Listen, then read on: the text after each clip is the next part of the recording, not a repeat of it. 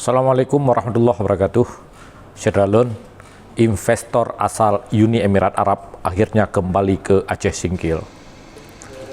Tak seperti kedatangan sebelumnya yang dilakukan via darat dari Banda Aceh ke Aceh Singkil, kali ini Direktur Eksekutif Murban Energi Amin Abid datang menggunakan pesawat charteran. Amin yang didampingi staf dari Kedutaan Besar Uni Emirat Arab untuk Indonesia mendarat langsung di Bandara Sheikh Hamzah Fansuri Aceh Singkil.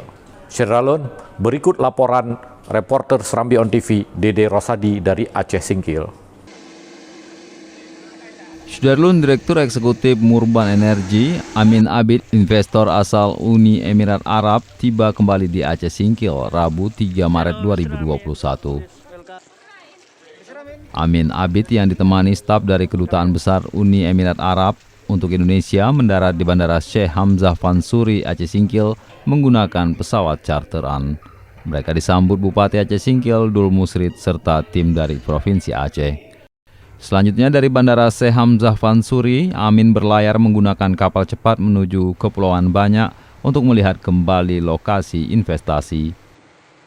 Amin Abid, Direktur Eksekutif Murban Energi Uni Emirat Arab, sebelumnya sudah berkunjung ke Aceh Singkil pada 22 Desember 2020.